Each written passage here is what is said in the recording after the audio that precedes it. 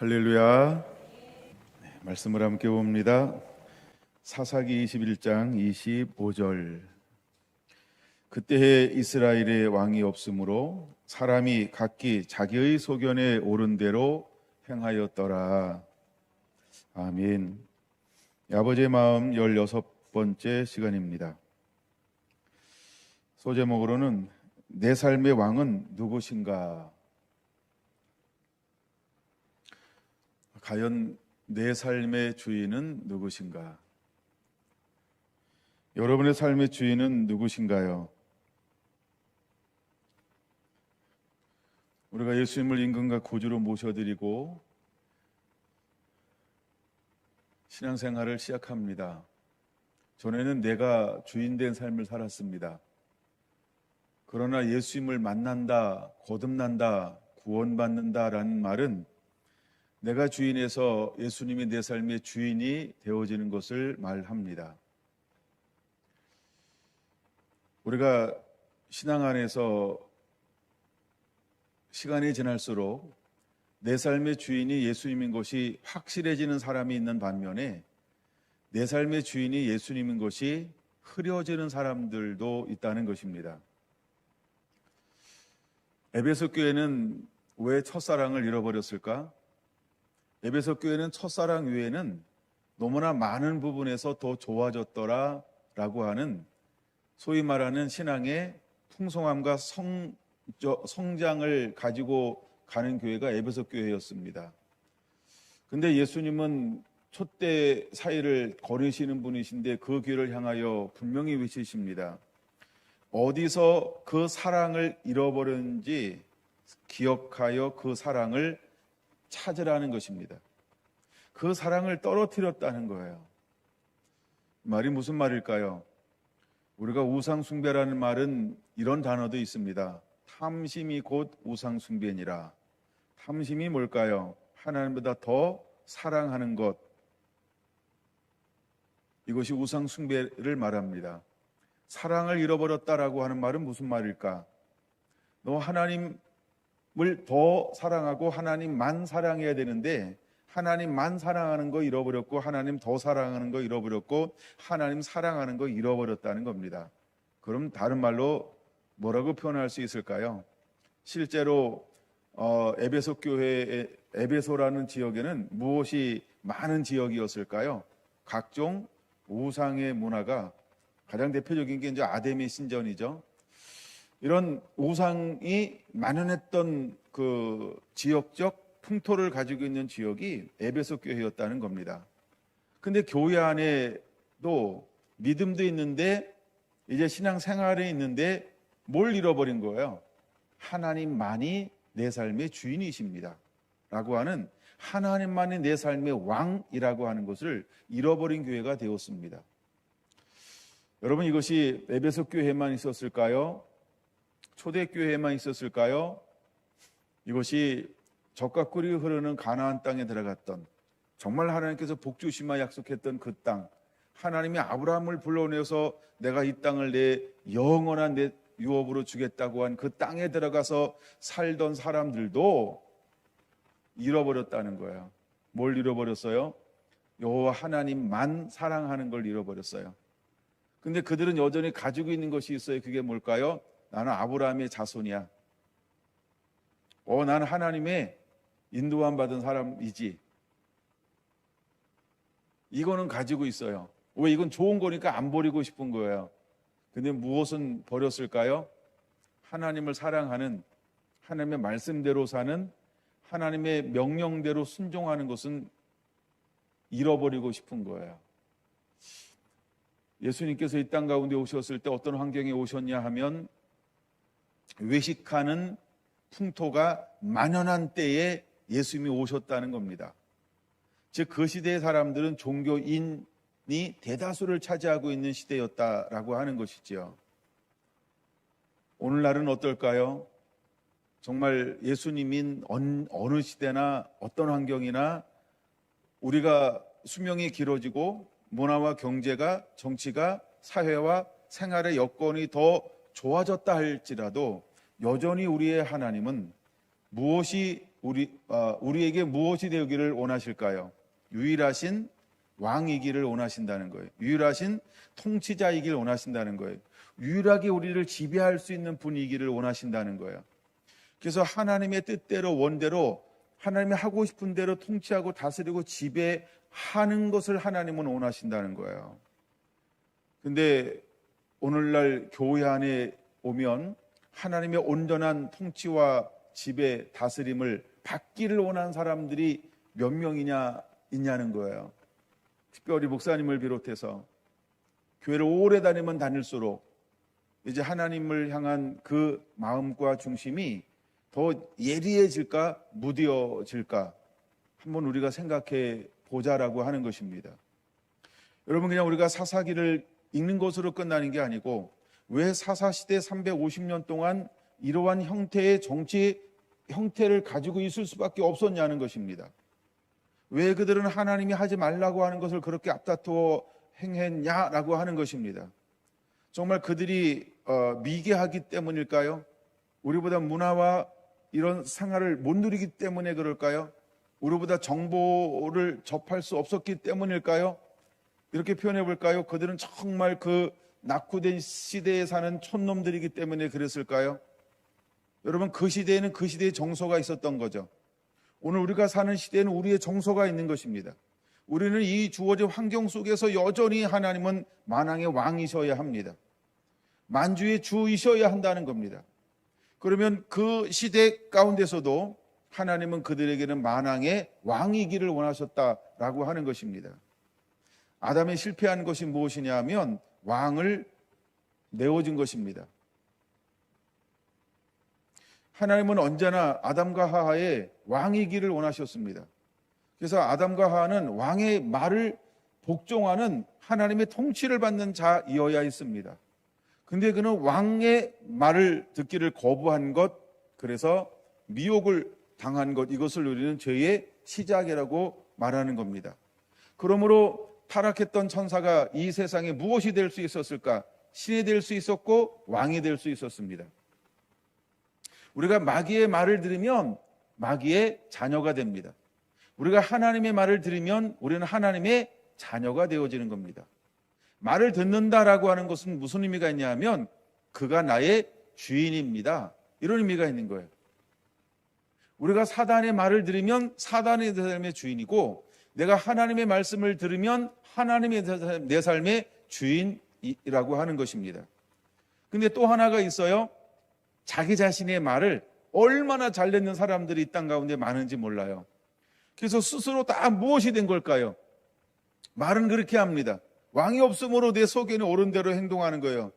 내 판단이에요. 내 생각이에요. 내가 그렇게 하면 안 돼요. 당신이 뭔데요?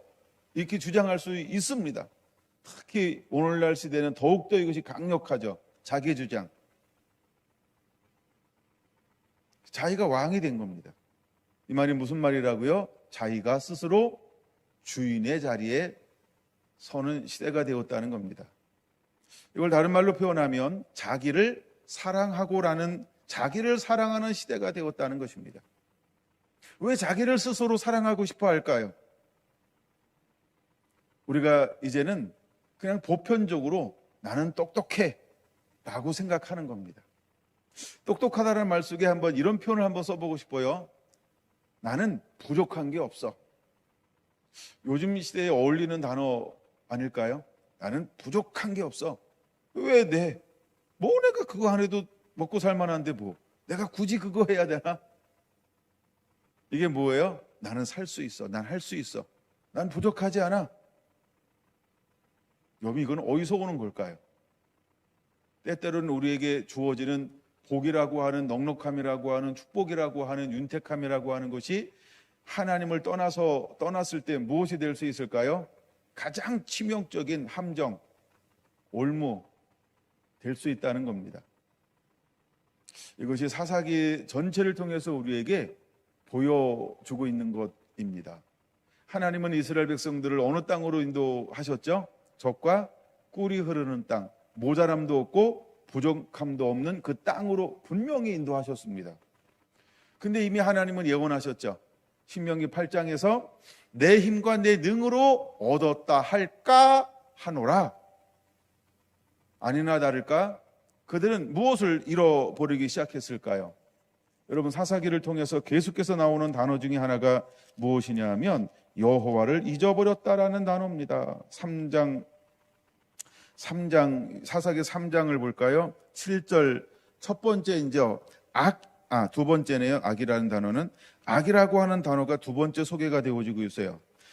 사사기 3장 7절입니다. 찾으시면 같이 한번 읽어볼까요? 이스라엘 자손이 여호와의 목전에 악을 행하여 자기들이 하나님 여호와를 잃어버리고 바알들과 아세라들을 섬긴지라. 그들이 한 것이 무엇이냐면 여호와를 잃어버리는 거예요. 그리고 그럼 여호와를 섬기는 그 자리에 여호와는 완전히 잊어버리고 그 자리에 무엇을 갖다 놨을까요? 바알을 갖다 놓고 아세라를 갖다 놨다는 거예요. 아니, 그냥 내가 신이다 이런 것도 아니고 하나님을 이 땅에 있는 것으로 대체해 버렸어요. 그리고 하나님 앞에는 악을 행하였다라 할 때 악이 뭐냐 하면 여호와를 잃어버리는 것입니다. 근데 이 사람이 이걸 알까요, 모를까요? 여호와를 잃어버리고 이 땅에 있는 자기가 옳다고 생각하는 이 땅에 있는 신들의 우상을 섬기는 것을 자기 자신은 이것이 옳은 결정이야, 이게 합당하지, 이게 지혜로운 거야, 이게 똑똑한 거야, 이게 앞서가는 거지, 온갖 좋은 생각을 이 땅에 있는 보이는 신들을 섬기면서 이렇게 생각하고 있다라는 겁니다. 여러분, 미혹된 사람이 미혹된 걸 금방 알 수 있을까요? 미혹된 사람이 미혹됐다라고 자기 자신을 시인하는 것이 쉬울까요? 막다른 골목에 가도 안 되는 사람들이 더 많고요, 막다른 골목에 가서 되는 사람은 조금밖에 없습니다. 대부분의 사람들은 인정하고 싶지 않다는 겁니다. 어떤 한이 있어도 인정하고 싶지 않을까요? 죽는 한이 있어도. 자기 잘못을 인정하고 싶지 않은 사람들이 더 많은 시대에 우리가 살고 있습니다. 여러분, 자존심 때문에 자살한 사람들은 왜 그런 현상이 일어날까? 죽어도 인정하고 싶지 않을 수 있다는 거예요. 그리고 죽음이라고 하는 걸 통해서 이걸 끝내버리고 싶은 자기 스스로의 미혹됨의 결과를 만들어낸다라는 것입니다. 사단은요, 우리에게 미혹을 해서 스스로 주인다라고 부추기고 있습니다. 이제 점점 주님이 오심이 가까우면 가까울수록 모든 사람들은 전부 무엇이 되고 싶어 할까요? 신이 되고 싶어 할 수도 있어요. 이걸 이렇게 표현해 볼까 합니다. 똑똑해지고 싶은 거예요. 여러분, 우리가 생각하는 것보다 이 지금 세상은요, 너무 똑똑한 게 많아요. 정말. 네. 우리 아이들 보면서 하는 말 있지 않아요? 이야, 똑똑하네. 그렇죠? 특히 한국 사람들은 이 좁은 땅에서 살면서 막 머리 싸움 막 피 튀게 해야 되거든요. 그래서 우리가 듣고 싶지 않은, 들으면 막 자존심 막 엄청 이렇게 막 스크러치를 당하는 게 있어요. 아이 무식한 것 봐라. 야, 너 그것도 모르니? 이런 종류의 단어라고 이야기합니다. 그러니까 내가 모른다라고 하는 걸 인정하는 것이 굉장히 자존심 상하게 하는 단어라고 하는 거예요. 한국 사람들 중에. 여러분은 어떤가요? 야, 너 나이를 콧구멍으로 먹었니? 귓구멍으로 먹었니? 뭐 이런 단어도 있잖아요. 이런 단어들은 뭐냐 하면 우리가 마땅히 이렇게 통용되어지고 상식적이어야 하는데 그것을 잘 몰라? 여러 가지 어떤 이런 비아냥거리고 비난하고 비소하는 어떤 이런 많은 단어들이 실제로 우리 애들 안에 있습니다. 왜 우리가 살아가면서 화끈화끈거릴까요? 왜 우리 모두가 다 부유해지고 싶을까요? 부유해져서, 물론 모두가 다는 아닙니다만 대부분을 말해서 모두란 단어를 쓰는 겁니다만, 그러니까 대부분의 일반적인 사람들이 아직도 학연, 혈연, 지연을 그렇게 중요시 여기고 있습니다. 거기에 뭐가 있기 때문에 그럴까요? 부귀영화, 이 땅에서 누릴 수 있는 부귀영화, 어떤 사회적인 위치, 자리, 그 위치와 자리에 앉으면 따라오는 수많은 것들, 예, 이런 것들이 있기 때문에 나도 그래 보고 싶은 것들이 우리 안에 강한 욕망으로 다가오고 있다라고 하는 겁니다.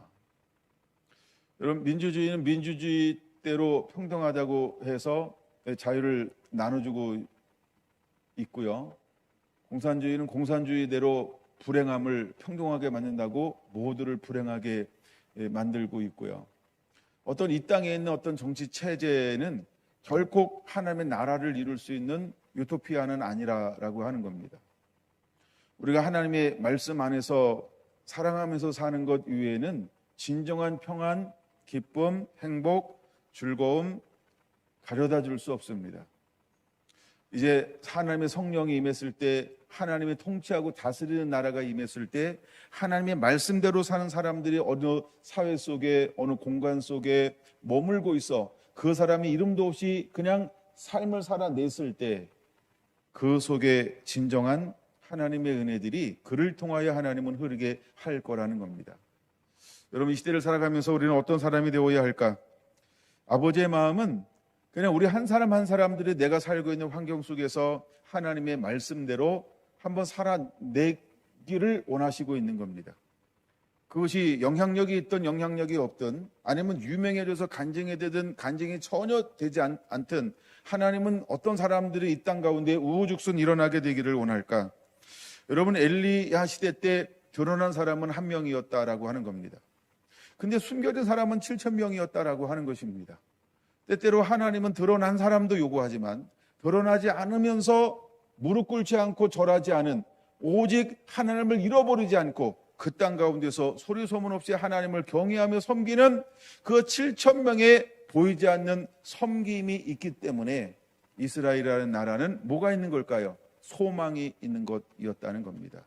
왜 하나님께서 그 나라를, 바벨론을 강력하게 만들어서 포로로 끌려가게 만들었을까? 우리의 눈동자로 볼 때, 우리의 이치적인 머리로 볼 때는 거기는 어떠한 소망도 희망도 없게 보일지 모릅니다. 그러나 하나님은 전혀 그렇게 보지 않는다는 겁니다. 왜? 이미 포로로 끌려간 그 사람들 속에 드러나지 않았지만 어떤 사람들이 수없이 속해 있었을까요?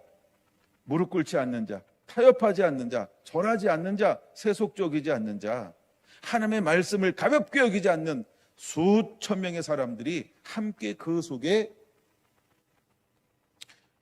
바벨론 땅으로 갔기 때문이라는 것입니다.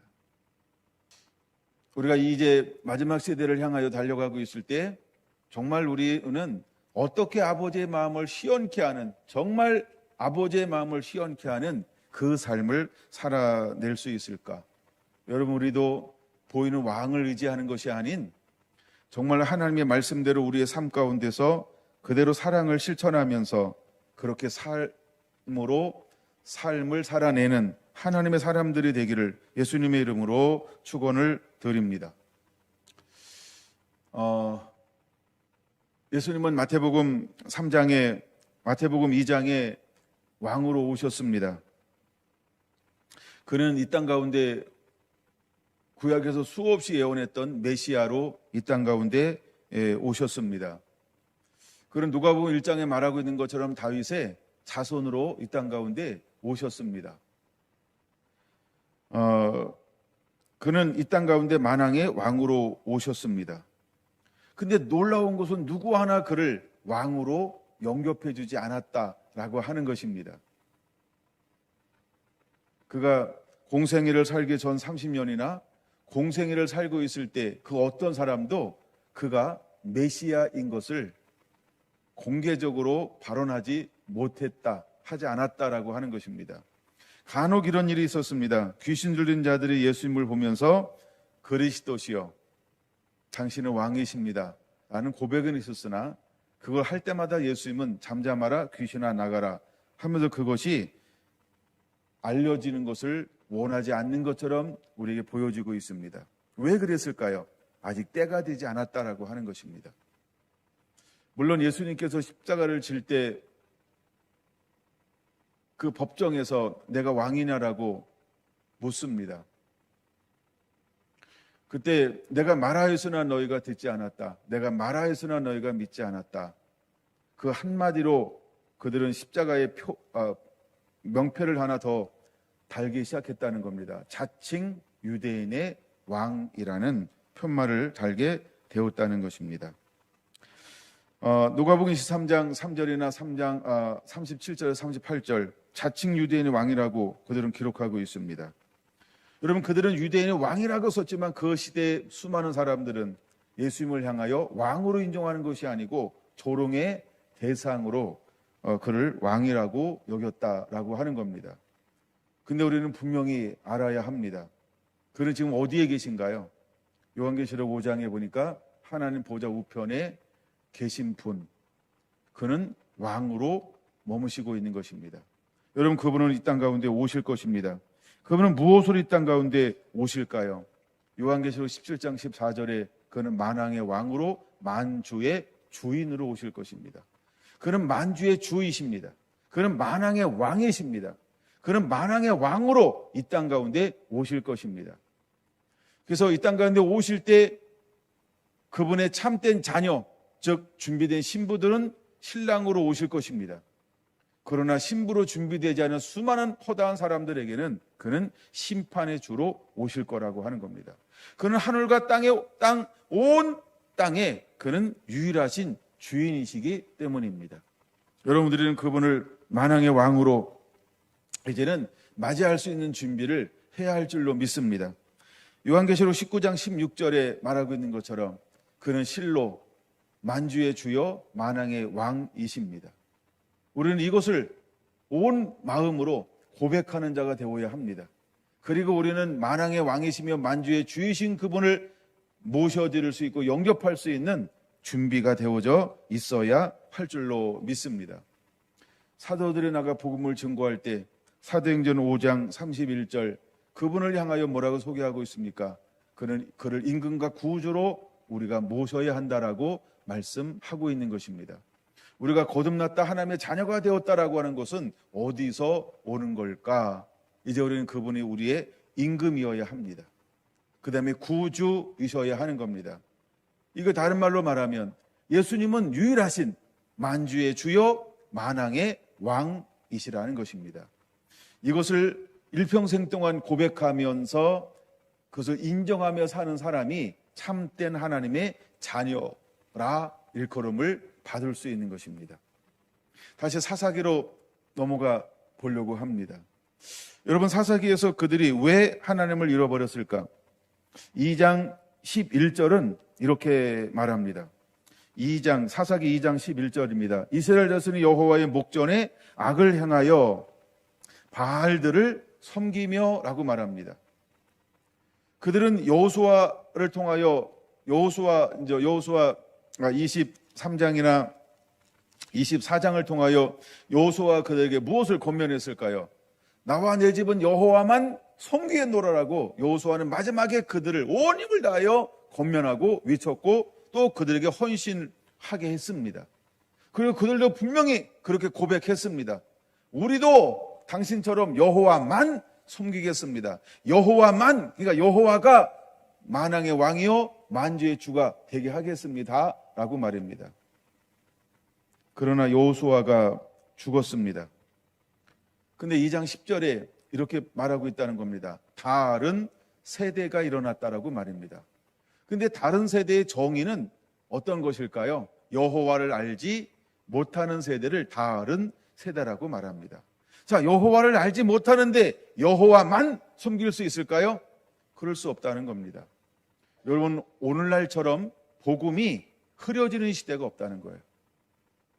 어쩌면 시대가 더 이렇게 심플해지고 더 견고해지고 더 굉장히 지식이 증가되는 이때에 어쩌면 말씀이 더 풍성해질 것 같은데 사람들을 보고 이 세상을 보면 점점점 말씀은 흐려지고 있다는 겁니다. 설문조사를 했습니다. 성도들이 어떤 설교의 내용을 좋아하는가? 오리지널 말씀만 듣는 것을 그렇게 좋아하지 않는다는 겁니다.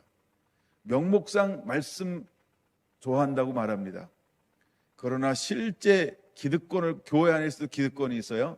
기득권을 가진 사람들은 그 말들을 그렇게 듣고 싶지 않다고 말합니다. 이건 오늘날 무엇이 무너진 시대에 우리가 살고 있을까요? 스승이 없는 시대, 다시 말해서 영적 아비를 싫어하는 시대라는 겁니다. 자기를 위한 스승은 좋은데 정말 하나님을 하나님으로 소개하고 가르치며 권면하며 하나님께로 인도하는 영적 아비는 싫어하는 시대가 되었다라고 말하고 있습니다. 우리가 가끔 인용하는 겁니다만 오카노 목사님이 살아생전에 마지막 외쳤던 말씀 중에 하나가 무엇이냐면 내가 목회한 것은 나는 실패했다라고 스스로 정의했다라고 하는 겁니다. 그 이유는 간단합니다. 내가 자기 성도들을 하나님의 말씀으로 바르게 가르치지 못했다라고 그런 고백하고 있습니다. 이건 우리에게 무엇을 보여주고 있는 걸까요? 여러분, 한국의 지성인이라고 하는 기득권이라고 하는 교회 안에도 지성인이 있고 기득권층이 있어요. 이런 사람들이 실제로는 쓴소리를 듣고 싶어 하지는 않는다라고 하는 것입니다. 그저 편한 것, 그저 잠시 와서 쉬었다 가는 것, 너무나 사람들이 편안한 걸 좋아합니다. 그리고 약간 웃을 수 있는 것, 그리고 어떤 지나갔던 말씀을 통한 정보와 시대를 읽을 수 있는 어떤 이런 눈들, 이런 것들을 원합니다. 그러니까 어떤 게 의미하면 영적인 양식을 원하는 것이 아닌 정보를 더 원한다, 이렇게들 평가하기도 합니다. 여러분은 어떤가요? 여러분, 우리가 매일매일 성경을 읽고 있습니다. 그냥 성경 자체를 여러분이 읽으면서 그 성경 속에서 우리가 무엇을 발견해야 할까? 나는 과연 이 말씀을 그대로 살아내기 위해 단순함을 가지고 있는가? 물론 신앙에 잘 깊지 않고 잘 모를 때에는 계속 궁금해할 수 있어요. 이게 뭐지? 이게 뭐지? 그게 전혀 나쁜 거나 굉장히 좋은 겁니다. 여러분, 말씀은요, 내가 읽었다라고 끝나는 게 아니고 내가 읽은 것 가지고 하루 삶 안에서 그 삶을 얼마나 내가 살아내고 있는가, 하나님이 내 삶에 얼마나 내가 주인으로 모시고 있는가, 정말 하나님이 내 삶의 왕인가, 첫 자리에 놓여 있는가, 내 삶을 계속해서 뒤돌아보는 것, 이것이 우선이 되어야 할 줄로 믿습니다. 내가 하고 싶은 대로 사는 것이 아니고 하나님이 내게 원하는 삶을 내가 살아내려고 하나님 앞에 계속 머무르면서 실제 내 환경 속에서 그 삶을 단 1분이라도 살아가는 것, 그것이 우리에게 하나님의 은혜를 머물게 하는 가장 끈끈한 방법이 될 수 있습니다. 여러분 안에 그런 은혜들이 임하게 되기를 원합니다. 여러분, 사사기 2장 11절에 아니 왜 이스라엘 자손이 여호와의 목전에서 악을 행하기 시작했을까요? 그들은 하나님을 모르기 때문이라고 10절에 전제하고 있다라고 하는 겁니다. 두 번째, 그들은 또 무엇을 몰랐을까요? 여호와 하나님께서 그들을 향하여 행하신 일도 알지 못하였다라고 말하고 있습니다. 여러분, 우리가 거짓말을요 지속적으로 반복해서 4-5번 이상 듣잖아요. 그러면 그런가? 이게 우리 머리의 시스템이라는 거죠. 계속 잘못된 것을 듣잖아요. 그러면 그것이 옳은 것이 된다는 거예요. 이미 한국에 있는 수많은 학교 교육이 실패하고 있다는 거죠. 요즘에 다큐멘터리 영화가 하나 나와서 이슈가 되는 것이 하나 있습니다. 건국 전쟁. 여러분 꼭 봤으면 좋겠습니다. 알아도 보고 몰라도 봐야 합니다. 부모도 가야 되고 특별히 자녀 세대들을 데리고 가야 합니다. 왜냐하면 우리하고 학교에서 가르치고 배운 게 전혀 다릅니다. 우리는 방공을 배웠습니다. 그런데 요즘 세대는 방공을 배우지 않습니다. 그리고 우리가 알고 있는 이런 한국에 대한 기초적인 역사가 너무나 다릅니다. 그래서 그 영화를 꼭 봐야 됩니다. 서울의 봄을 보면 안 됩니다. 그건 우리를 속이고 있습니다. 건국전쟁은 꼭 보시기 바랍니다. 경주에서 합니다. 대구에서도 하죠. 서울에서도 합니다. 나 우리 성결한 성도들이 꼭 봤으면 좋겠어요. 나도 보고 또 누가 꼭 보라고요? 자녀들 꼭 같이 데리고 가세요. 이럴 때 돈 쓰는 겁니다, 부모 여러분. 예, 그게 다음 세대를 살리는 거고 이 나라의 민족을 살리는 것 중에 하나 방법입니다. 우리는 너무나 왜곡된 세상에 살고 있습니다. 이미 우리 아이들을 왜 수많은 사람들이 학교에 안 보내고 다른 데 보낼까요? 잘못된 걸 자꾸 학교에서 주입하기 때문에 그렇습니다. 정말 다음 세대를 살리고 싶습니까? 그러면 건국전쟁은 꼭 보시기 바랍니다. 그거는 돈을 얼만큼 줘도 아깝지 않는 2시간이 될 것입니다. 예. 여러분 이럴 때 돈을 써야 됩니다. 이런 거 안 보면서 밥 사주는 것 가지고 이 정도 효과를 못 만들어냅니다. 이번에 12,000원 쓰세요. 예, 조조 할인합니다. 예, 그건 10,000원 미만으로 예, 강력한 교육을 시킬 수 있습니다. 어떤 사람은 한 번 보고 모른다 그러면 2번도 보여주세요. 그리고 3번도 보여주세요. 좋은 건 보고 다시 보는 겁니다. 또 보는 것입니다. 좋은 거는. 아니 그런가요? 예, 그런 가치가 있는 겁니다.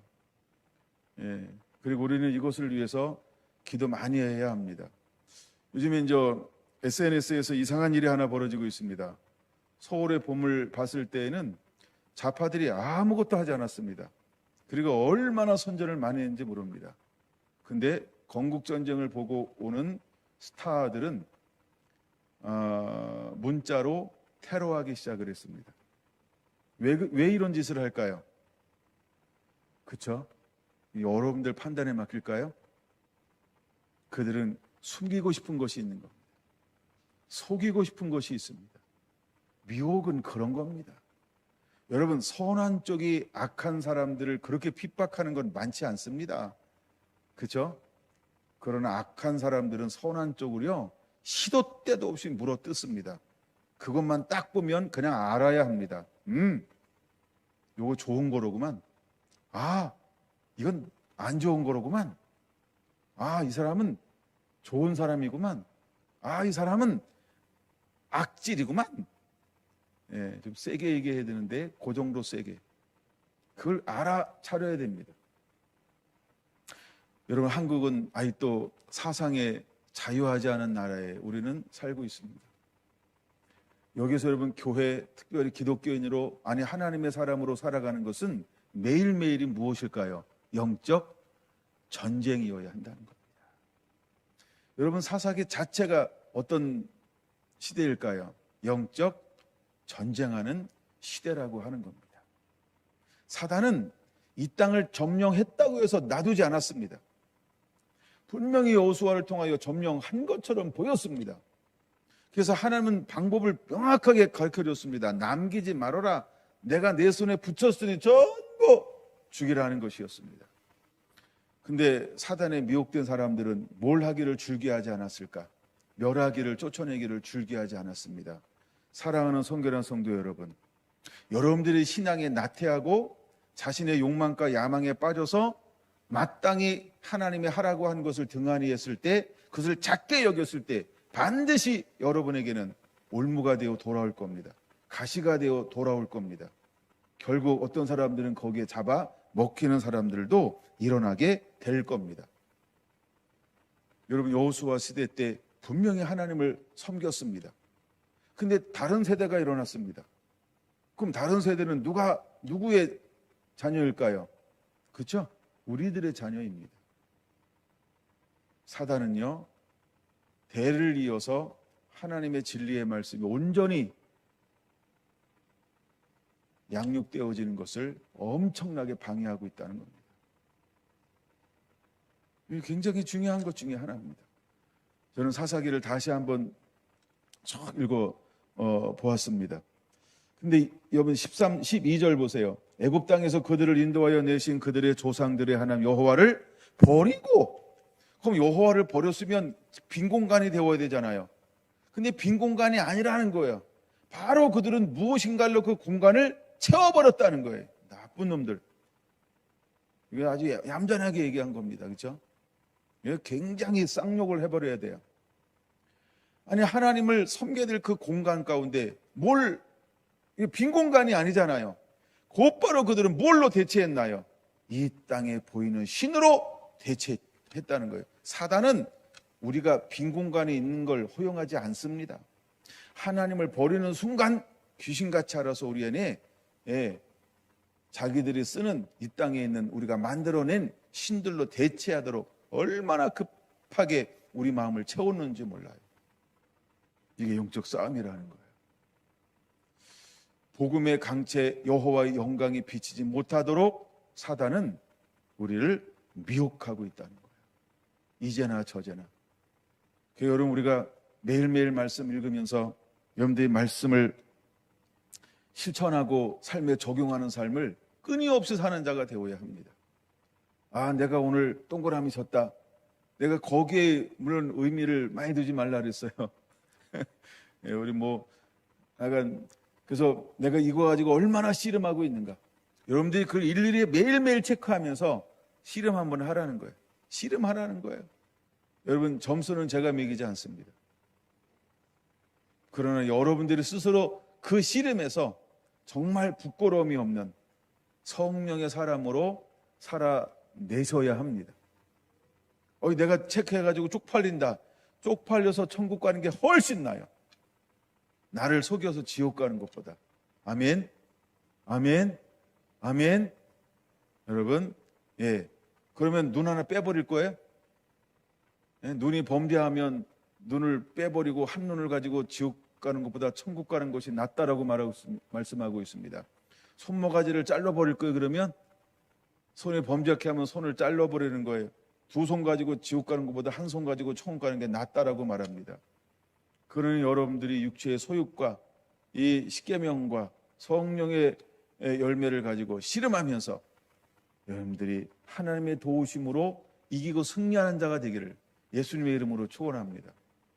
제가 지난주에 이 말씀을 묵상하는데 이 말씀이 그렇게 가슴에 와닿더라고요.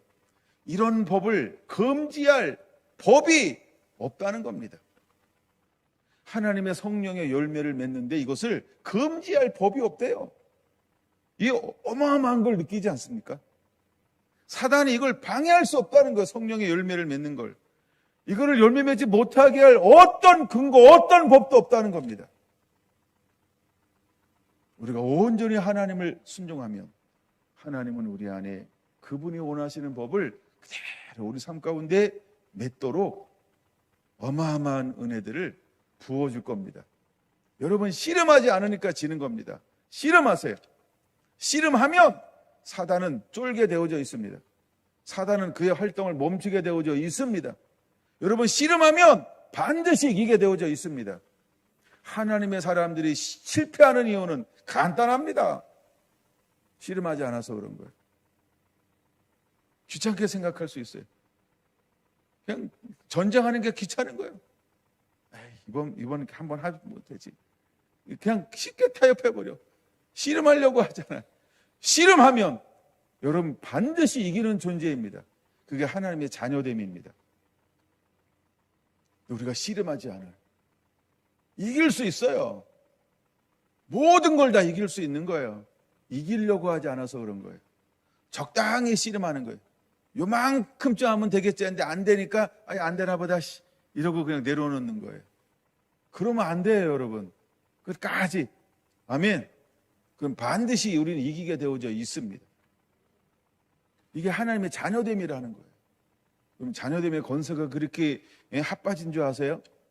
뭐 2번, 3번 하고 힘도 못 쓰는 그런 핫바지 같은 거 있잖아요.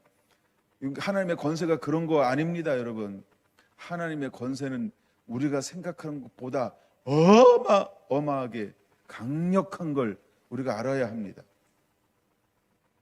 계속해서 여러분들의 씨름에 가게 되기를 원합니다. 17절 앞서요. 한번 17절. 쭉 나오면 계속해서 나오는 똑같은 단어가 나오는 겁니다.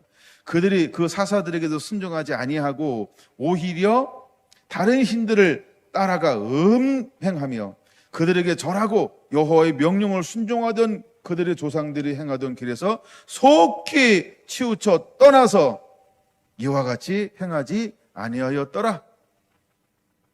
그들이 하나님을 떠나는 속도가 얼마나 빠른지 몰라요. 얼마나 빠른지 몰라요. 이것이 남의 얘기가 아닐 수 있습니다. 우리가 은혜 받을 때에는 굉장히 힘들고 더디게 받는 것처럼 보이지만 죄악으로 한번 갈 때는요, 얼마나 신속하고 빠른지 모릅니다. 옷을 빠는 데는 시간이 많이 걸려요. 근데 더럽히는 건요, 순식간이에요. 사단은 우리를 순식간에 엉망으로 만들려고 호시탐탐 노리고 있다는 거예요. 근데 우리가 하나만 딱 하면 사단이 절대 우리 삶 가운데 우리를 더럽힐 수가 없습니다. 나는 하나님만 섬겨, 내 삶의 주인은 하나님이시여. 이 하나의 고백이요. 그리고 하나님이 기뻐하는 것만을 행동으로 옮기면 사단이 결코 나를 어찌할 수 없는 존재가 될 겁니다. 저는 오늘도 이 말씀을 읽으면서 통탄하며 가슴이 아팠던 본문이 3장 1절에서 6절이었습니다. 그들이 하도 하나님 말씀 듣기 싫어하고 하나님을 버리니까 이제 하나님께 그들이 남겨놓은 그 죄악의 무리들을 하나님이 무엇으로 삼기 시작했을까요? 1절 같이 봅니다. 3장 1절. 여호와께서 가나안의 모든 전쟁들을 알지 못한 이스라엘을 시험하려 하시며 라고 말합니다. 그러니까 건국전쟁 봐야 된다니까요. 지금 이거 건국전쟁 이야기하는 거 아닙니까? 아멘. 예, 이스라엘 건국할 때 어떻게 전쟁을 치러야 하는데 사단은 계속해서 왜곡시키려고 하고 있다는 거예요. 여러분, 우리가 왜곡된 사상을 가지고 있으면 시간이 오래 지나잖아요. 그럼 제 3세대가 이미 일어났어요. 그러나 우리는 여기서 몸부림쳐야 합니다. 이미 여러분 한국 가운데 다음 세대들 이미 우리 10년만 나면요, 세대 차이 나요. 막 10년만 지나면 세대 차이 20년이요? 어마어마하게 나요. 30년이요? 전혀 말이 안 통해요. 걔가 나랑 안 놀아요. 나도 걔랑 못 놀지만 전혀 생각이 달라요. 그러니까 뭔가 우리가 일반 윤리적, 도덕적, 사회적 가치가 달라요. 가치가. 예. 예를 들어 검은 건 검은 거라고 봐야 되는데 이 가치가 다르다니까요. 그러니까 정의하는 게 달라버려요. 왜 그럴까요? 그렇게 배운 거예요. 우리하고 배운 게 달라요. 우리하고 입력된 게 달라요. 여러분들이 앞으로 어떤 AI한테 뭘 물어봤다 그러면요, 어떤 답을 내놓을까요? 내가 생각하는 거랑 다른 대답을 내놓을 확률이 굉장히 높은 시대에 우리가 살고 있는 거예요. 여러분, 인터넷에서 떠돌아다니는 거, 그다음에 세상에 떠돌아다니는 거 전부 다 믿을 수가 없어요. 막 지식이 얼마나 혼탁해지는지 몰라요. 아모스 8장에 그냥 기록된 게 아닙니다. 말씀을 듣지 못한 영적 기갈이 그냥 오는 게 아닙니다. 예? 제가 재미난 얘기 한번 하는 거 하잖아요. 자, 1세기로 돌아갔어요. 1세기로 A한테 물어봤어요. 예수님이 누구인지 정의 한번 해줘. 그럼 AI는 예수님을 뭐로 정의할까요? 이단의 개수. 잘 안 와닿나 봐요? 그 당시 예수님은 이단의 개수였다는 겁니다. 여러분, 그거 믿을래요? AI가 생성해주는 그 정보와 결과를 믿을래요? 그렇죠? 만약에 여러분, 우리가 19세기 초반에 한국교회 기독교는 어떤 종교로 들어왔어? 이렇게 물어봤어요. 그러면 어떤 종교로 들어왔다라고 답을 해줄까요? 그 시대에 우리 한국에는 어떤 정책을 펼쳤죠? 기독교를 뭐라고 이야기하고 있죠? 그렇죠? 잘 모르나 봐요. 역사가 짧은가요? 여러분, 외래 종교는 한국을 말살하는 겁니다. 그 다음에 스파이라고 표현할 수 있습니다. 우리 민족을 망치는 것이라고 표현할 수 있습니다. 정말 복음이 이 나라의 민족을 빼앗으려 왔을까요? 죽으려고 왔을까요? 미제 앞잡이로 온 걸까요? 우리를 통치하고 지배하기 위해서 온 걸까요? 근데 그 시대에 왜 수많은 사람들이 순교자가 만들어졌을까요? 그 시대에 이 나라 정치가 기독교인들을 뭘로 몰기 시작을 했을까요? 그렇죠? 그게 역사입니다, 여러분. 근데 우리가 AI한테 배운다고요? 앞으로 의사가 필요 없다고 그러죠? 1순위가 의사 나오더라고요. 2순위가 한의사래요. 삼순위 뭐 사순위 쭉 나옵니다. 판사, 검사, 변호사 다 필요 없다는 거. 거기에 나오는 회계사도 필요 없는 거예요. 요즘에 한국에서 공부 제일 잘하는 사람들이 다 어디로 가요? 의대 가고 법대 가잖아요. 다 필요 없다는 거예요. 왜 그렇죠? 기본적인 법을 전부 입력해 버리면 걔네들이 훨씬 뇌물도 안 먹고 잘해준다는 거예요. 검은 커넥션이 없어지겠죠? 그러면 여러분 잘 보세요. 검은 커넥션이 없으면 또 다른 커넥션이 생기는 겁니다. 사단은 그렇게 자기 것을 쉽게 내주지 않습니다.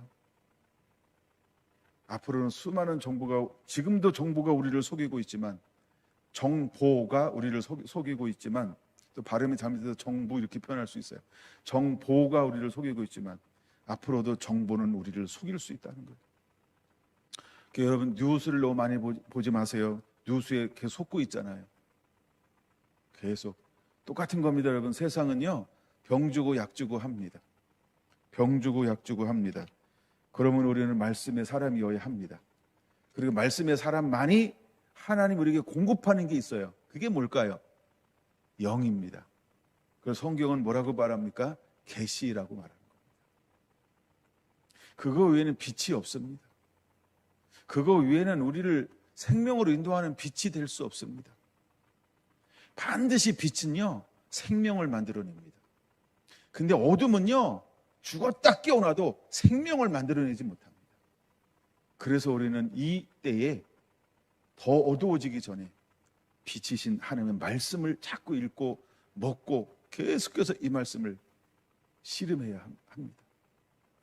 오늘부터 우리는 사순절의 시작이 되어진다라고 이야기합니다. 사순절은 부활절 전까지의 40일을 말하는 것인데 오늘부터 시작이 되는 거예요. 여러분 우리가 말씀을 왜 읽어야 하는가? 왜 계속해서 이걸 가지고 씨름해야 하는가를 또 한번 우리가 기억 한번 해야 합니다. 네, 제가 1절만 읽었죠. 이스라엘을 시험하려 하시며 그들이 전쟁을 싫어하니까 하나님께서 남겨둬가지고 그들을 시험한다는 거예요. 2절 같이 읽습니다. 이스라엘 자손의 세대 중에 아직 전쟁을 알지 못하는 자들에게 그것을 가르쳐 알게 하려 하사 남겨주신 이방 민족들은 블레셋의 다섯 군주들과 모든 가나안 족속, 시돈 족속, 바알 헤르몬 산에서부터 하맛 입구까지 레바논 산에 거주하는 휴이 족속이라 남겨두신 이 이방 민족들로 이스라엘을 시험하사 여호와께서 모세를 통하여 그들의 조상들에게 이르신 명령들을 순종하는지 알고자 하셨더라. 그러므로라고 나옵니다. 그렇죠? 하나님께서 이제는 이 남겨둔 사람들을 통하여 뭘 하기를 원하는 거예요? 하나님 여호와 하나님을 모르는, 두 번째 여호와 하나님의 행하신 일을 모르는 이 사람들을 시험하는 것으로 하나님이 이제는 하나님의 전략을 바꾸셨다라고 하는 것입니다. 하나님이 손에 붙여주었을 때 우리는 전쟁하는 자가 되어야 합니다.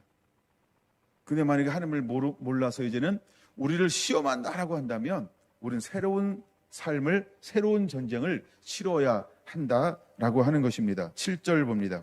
이스라엘 자손의 여호와의 목전에 악을 행하여 자기들의 하나님 여호와를 잃어버리고, 그 여호와를 잃어버리면 그걸로만 하면 괜찮은 게 아닌데 잃어버리는 동시에 사탄이 하는 게 있다니까요. 뭘 한다고요? 빈 공간이 생기면 이 공간을 자기의 것으로 자신들이 부리는 이 땅에 있는 어떤 다른 신들, 이걸 우상이죠. 우리가 왜 10계명을 다시 한번 매일매일 묵상해야 할까요? 나 외에 다른 신을 내게 두지 말라. 두 번째, 하늘에 있는 것, 땅에 있는 것이나 공중에 있는 것, 바닷가에 어떤 것도 만들지 말라는 거예요. 절하지 말라는 거예요. 섬기지 말라는 거예요. 세 번째, 내 이름을 망령되이 일컫지 말라. 왜 계속해서 이 계명을 하나님 우리에게 선포하고 있는 것일까요? 우리가 하나님을 잃어버리면 반드시 우리는 무엇인가를 뭐 하게 되어 있을까요? 만들고 섬기고 절하게 되어져 있다는 것입니다. 여러분, 죽었다 깨어나도 하나님을 잃어버리지 않게 되길 바랍니다. 세상에 없어도 하나님을 떠나지 않게 되기를 바랍니다. 여러분, 믿다가 세상으로 돌아간 사람이 제일 미련한 사람이에요. 여러분에게 어떤 일이 있어도 배도하는 일이 없는, 배도하지 않는 그런 하나님의 사람들이 되기를 바랍니다. 배도하면 이것도 주고 저것도 다 준다 그러죠. 요한계시록에서 제가 보여준 거 있잖아요. 뭐 말씀에 다 있는 거잖아요. 그들이 이제 짐승의 표를 받았어요. 그랬더니 제일 먼저 대접재앙이 떨어질 때 첫 번째 뭐 한 사람에게 종기가 5개월 동안 나게 될까요? 그렇죠? 표 맞은 사람에게 악성 종기가 나서 죽고 싶어도 죽을 수 없는 그 고통이 그들에게만 일어나기 시작한다는 거예요. 하나님의 사람에게는 일어나지 않아요. 하나님의 사람에게는 하나님의 대접재앙에서 철저하게 하나님이 보호하시고, 할렐루야. 여러분, 우리가 말씀을 알아야 합니다. 말씀을 알아야, 여호와를 알아야 어떤 환난이 와도, 어떤 박해가 와도, 어떤 어려움이 와도, 어떤 내 한계를 느끼는 고난과 어떤 것이 온다 할지라도 그 말씀 때문에 뭐 할 수 있을까요? 인내할 수 있는 거예요. 끝까지 이 말씀을 인내하는 자를 보겠느냐라고 할 때 그 인내는 무엇 때문에 오는 걸까요? 말씀을 알기 때문에 오는 거예요. 여호와 하나님을 알기 때문에 오는 거예요, 여러분. 우리가 내 마음속에 다른 것을 섬기고 있다라고 한다면 그는 100% 인내하지 못합니다. 조금 견디다가 아닌가비허 전부 배도하고 타협해 버립니다. 여러분, 가장 불쌍한 사람이 어떤 사람일까요? 배도한 사람입니다. 예수님의 12 제자 중에서 가장 불쌍한 사람이 누굴까요? 목배임을 당하여 순교를 받은 예수님의 다른 제자들이 아닙니다. 누굴까요? 가롯 유다인 것입니다. 그 친구가 가장 불쌍한 사람이에요. 여러분, 초대교회 가운데 가장 불쌍한 사람 중에 한 사람이 누굴까요? 아나니아와 삽비라입니다. 그 겁으로 살다가 그 조그마한 것에 마음을 뺏겨서 성령을 소멸하는, 거역하는, 거짓말을 하는 죄를 유혹에 빠져서 성령을 속임으로 말미암아 그 즉시 죽임을 당한 사람. 여러분, 그 사람처럼 불쌍한 사람이 어디 있을까요? 우리가 신앙과 믿음을 지키기 위해서 하나님의 말씀을 계속 먹어두어야 할 줄로 믿습니다. 할렐루야. 여러분, 사사기를 통해서 여러분들은 그것을 꼭 발견하게 되기를 저는 원합니다. 자, 7절 보세요. 악을 향하여 여호와를 잃어버렸고 바로 뭘 섬기게 됐어요? 바알과 아사라를 섬겼어요. 그랬더니 하나님께서 메소포다미아 왕 구산 리사다임의 손에 그를 이스라엘을 넘겨버렸어요. 몇 년을 넘겨버렸어요? 8년을 넘겨버렸어요. 그때는 그들은 너무 괴롭고 힘드니까 9절 뭐 하기 시작해요? 여호와께 부르짖기 시작해요. 여러분 보세요. 예? 여러분 보세요. 너무 괴롭고 힘드니까 바알이 안 되잖아요. 그렇죠? 아사라도 안 되잖아요. 그렇죠? 결국 그들은 누구를 찾게 되나요? 여호와 하나님을 찾을 수밖에 없잖아요. 그럼 여러분, 제가 이렇게 한번 표현해 볼게요. 한번 당해 보고 찾을래요? 맛 보고 찾을래요? 망해 보고, 혼나 보고, 고생해 보고, 그 고생하는 걸 개고생이라고 표현하잖아요, 우리가. 그리고 하나님 다시 찾을래요? 아니면 고생하지 않고 그냥 이대로 쭉 하나님만 섬기실래요? 하나님은 섬기시겠습니까? 아멘. 서울셀 아멘. 대구 비전센터 아멘. 다 집에서 하셔야 돼요. 안 보는 것처럼 가만히 있지 말고. 예. 여러분, 우리가 떠나서 하나님을 잃어버려서 이방인에게 부조려서 우리가 정말 죽을 똥 싸고 돌아와서 여호와께 부르짖었어요. 그럼 떠나지 말았어야지. 그렇죠? 여호와를 찾아서 여호와께 부르짖었어요. 그럼 그들이 바알에게 안 부르짖었냐는 거예요. 그들이 아세라 신에게 안 부르짖었냐는 거예요. 부르짖었지. 몇 년 동안? 8년 동안. 근데 그들은요, 불러도 들을 수 있는 귀가 없어요. 볼 수 있는 눈이 없어요. 도울 수 있는 팔다리가 없어요. 누구만 들을 수 있을까요? 여호와 하나님만 들을 수 있고 볼 수 있고 도울 수 있는 거예요. 여호와께 부르짖었더니 하나님은 누구를 보내주었다 그랬어요? 구원자를 보내사. 이렇게 말하는 거예요. 첫 번째 사사가 시작되는 겁니다. 온니엘이 시작이 되는 겁니다. 그러한 다음에 하나님이 40년 동안 11절 보니까 평온함을 그 이스라엘 가운데 허락해 주었다는 겁니다. 자, 이제 온니엘이 죽었어요. 12절 이스라엘 자손이 또 하나님의 목전에 악을 행하니라. 또 악을 행하기 시작해요. 이제는 하나님께서 8년이 아니고요 18년을, 우리가 안 좋아하는 단어가 18이잖아요. 우리는 사자와 18을 싫어하잖아요. 18은 욕이라고 해서 이제 싫어하는 단어가 됐어요. 한국은 사자는 죽을 사자가 되어서 우리는 싫어하고요. 근데 18년 동안 하나님께서 그들을 여러 주변 민족에게 붙여주었어요. 또 그들이 15절 뭐 하기 시작했어요? 부르짖었어요. 여러분 보세요. 세상 사람들을 의지해, 세상 왕들을 의지했어요. 사장님을 의지했어요. 회장님을 의지했어요. 예? 가문 좋은 사람을 의지했어요. 좀 힘들 만한 사람을 의지했어요. 좀 잘 사는 사람을 의지했어요. 근데 그들이 도와주든가요? 더 핏빨아먹죠. 여러분, 그들은 우리를 돕는 근본적인 돕는 대상이 아니라는 걸 우리가 깨달아야 합니다. 결국 우리를 도울 수 있는 분은 누구신가요? 유일하신 한 분밖에 없다는 거예요. 우리는 이것을 사사기를 통하여 또 다시 배워야 한다는 겁니다. 오늘 이 시대 우리를 유일하게 도울 수 있는 분은 누굴까요? 만왕의 왕이시며 만주의 주이신 여호와 하나님 한 분만이 우리를 도우실 수 있는 분이라는 것입니다.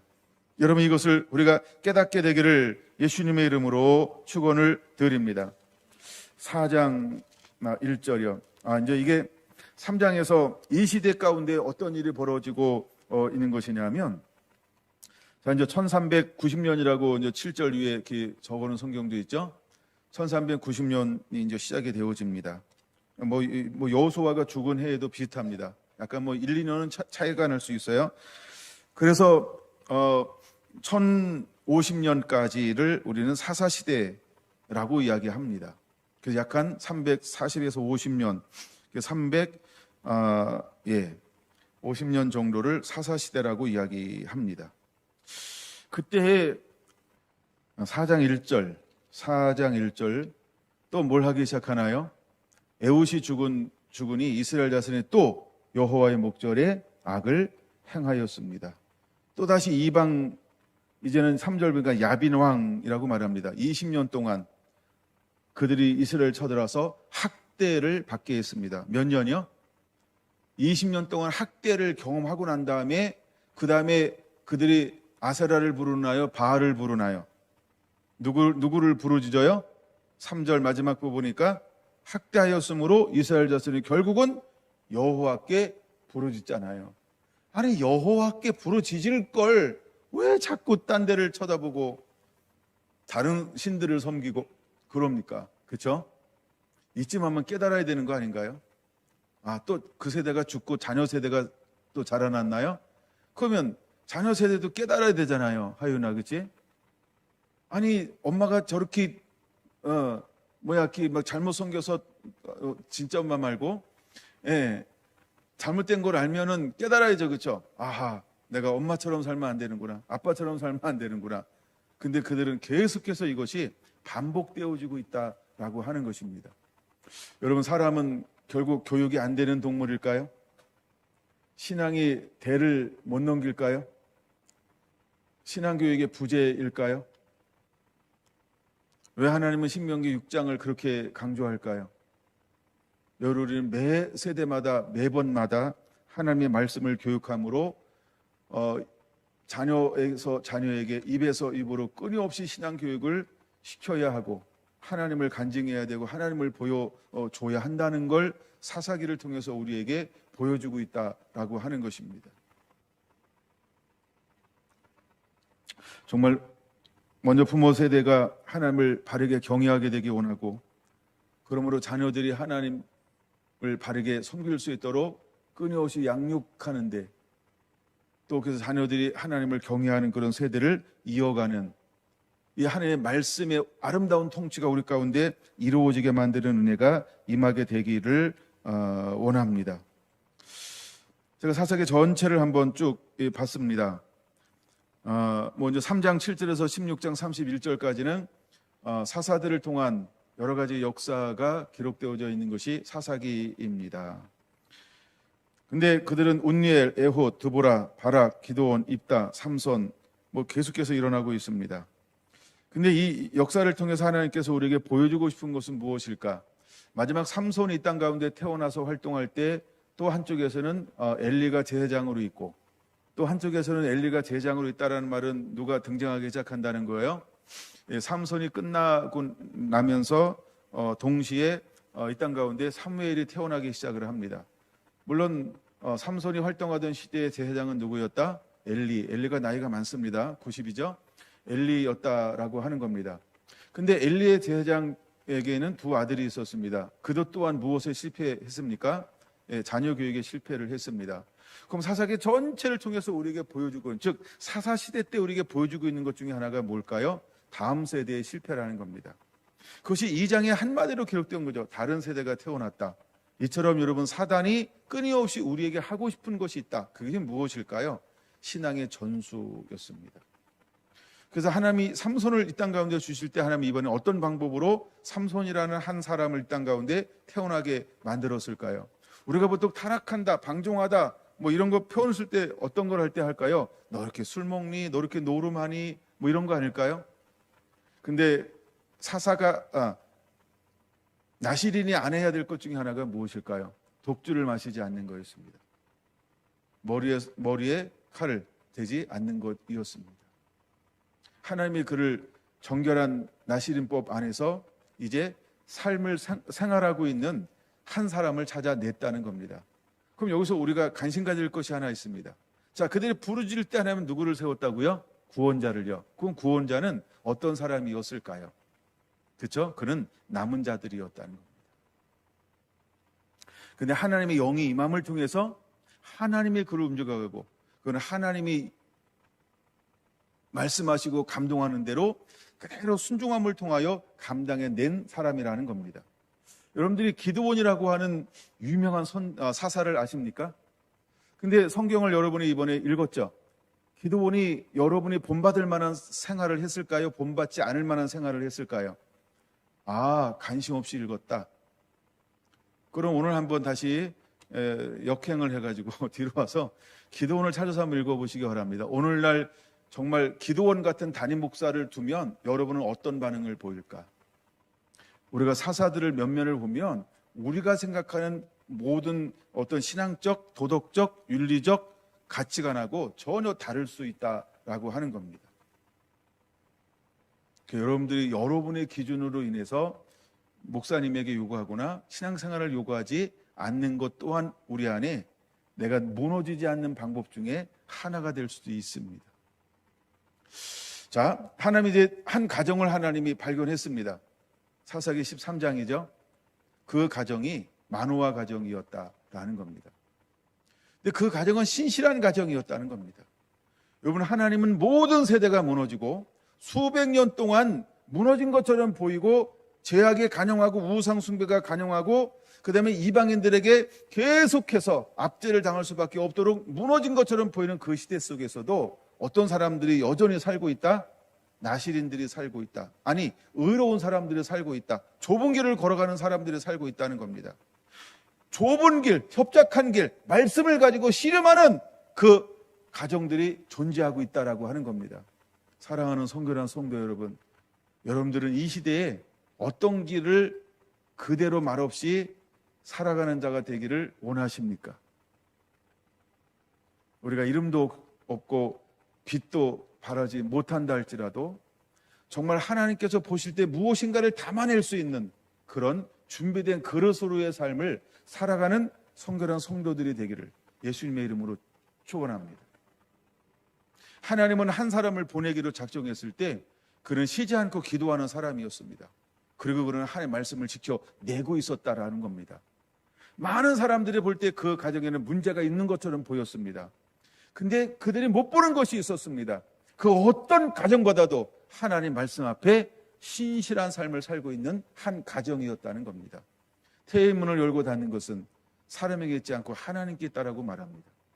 이 가정의 태의 문을 열지 않았던 방법이 어디 있을까? 하나님이 시험하사 그때도 하나님은 그 땅 가운데 누군가를 하나님이 보내기를 원하셨는데 하나님은 그 사람이 자라나도록 그다음에 모든 시험에서 통과하고 이기도록 하나님은 때가 되기까지 기다렸던 것입니다.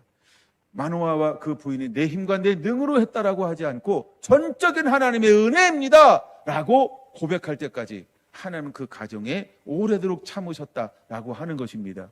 때가 되면 하나님께서는 그 가정에 찾아오셨습니다. 그리고 그를 만나 주었습니다. 그를 찾아오셨을 때 그 마노아의 부인이 제일 먼저 하는 행동이 뭐였는지 여러분 기억하십니까? 제사였다는 것입니다. 그는 예배하는 사람이었다는 거예요. 그 어두운 가운데서도요. 여러분 300년이 지났습니다. 사사시대. 그 악한 세대가 300년이 지나간 간헐적 은혜들이 물론 기록된 사사가 이제 우리가 13명이라고 말하고 더 많게는 16명까지 가는데요. 엘리와 사무엘까지. 근데 그 시대 가운데 300년이 지나도록 그 가운데 하나님이 쓰실 만한 한 가정을 하나님은 찾아냈다는 겁니다. 여러분 하나님은 어떤 일이 있어도 아무 가정이나 사용하지 않는다는 것입니다. 여러분 하나님은 여전히 어떤 사람들을 찾을까요? 내 삶의 주인은 누구인가? 라고 묻는 것입니다. 우리가 세대가 어렵고 힘들어가도 여전히 내 삶 가운데 주인은 한 분이어야 합니다. 예수님이 여러분 삶 가운데 주인이기를 예수님의 이름으로 축원을 드립니다. 기도하겠습니다.